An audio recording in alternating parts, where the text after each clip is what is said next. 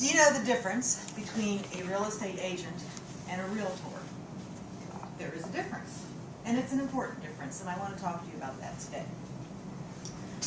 Real estate agents have passed a course and a test as required by the state of Georgia.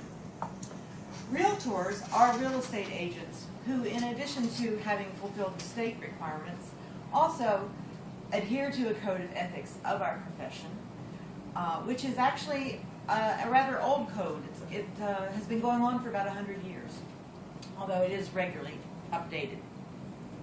So not all real estate agents are realtors.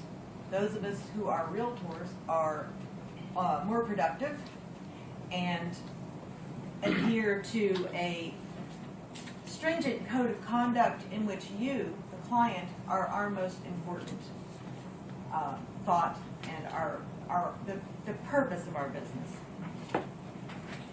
Our code is based on the golden rule, and it's that golden rule: do unto others as you would have someone do unto you.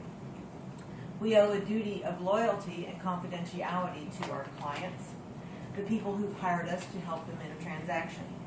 In addition, we're required to treat everybody, and that includes other real estate agents, honestly and ethically. We also enforce our code within the organization, so it's not just words.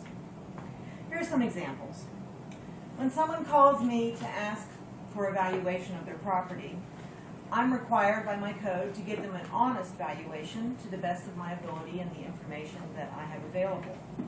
There are times when people give me some pressure to tell them what they want to hear, or even outright say, I'm going to list with you if you will say my property is worth X amount of dollars. It's actually a violation of our ethics.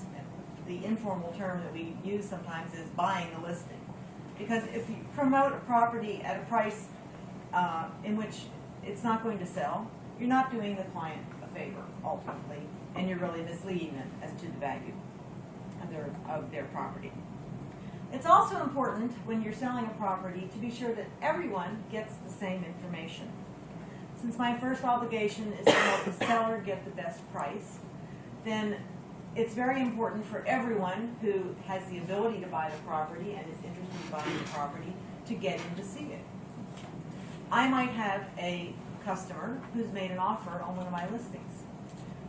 But if there are other agents who also have customers, it's important that they know the property is available and that I allow them to view it within a reasonable period of time, of course. Because my obligation is to help the seller get the best price, even if I have to split the commission with somebody else. And ultimately, I believe that's the best way to do business and the best way to build business for the future.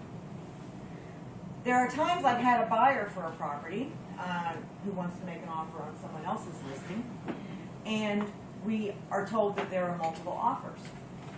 And it's not unusual for a buyer to say to me, well, what if they're just saying that?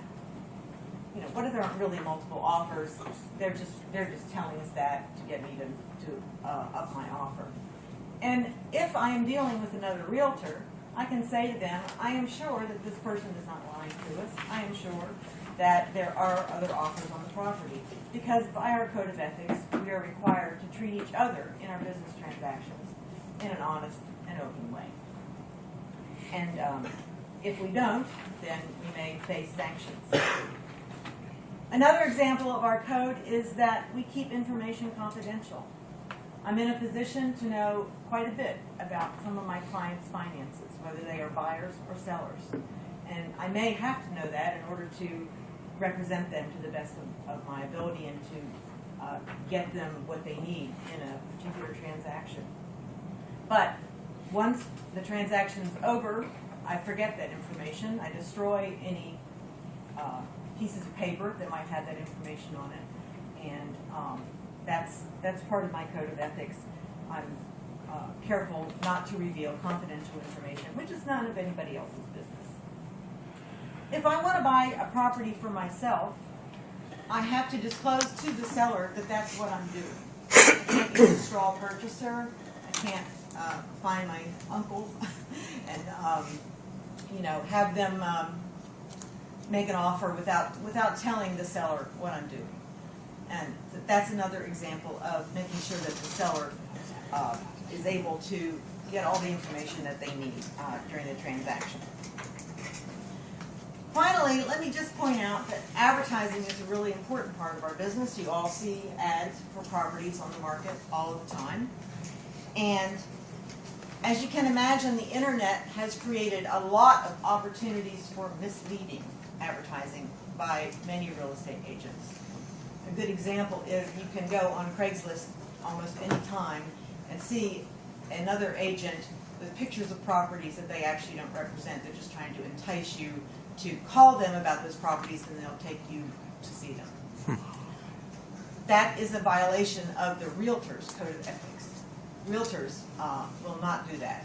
If we are advertising a property, that property is listed with our company, and we are representing the seller on it. We also have requirements in our Code of Ethics for non-discrimination, and those requirements now go beyond federal and this state's laws. So we do not discriminate against anyone who wants to buy or sell property. To close, I'm going to quote one of our inspirational passages. And this basically tells you why we have a code of ethics. Because real estate is not just any product. Real estate is very important to our economy, and that's one of the reasons that we, as realtors, are careful to have our business conducted along ethical lines. Under all is the land. Realtors recognize that the interests of the nation and its citizens require the highest and best use of the land and the widest distribution of land ownership. They require the creation of adequate housing, the building of functioning cities, the development of productive industries and farms, and the preservation of a healthful environment. These interests impose a grave social responsibility and a patriotic duty to which realtors dedicate ourselves.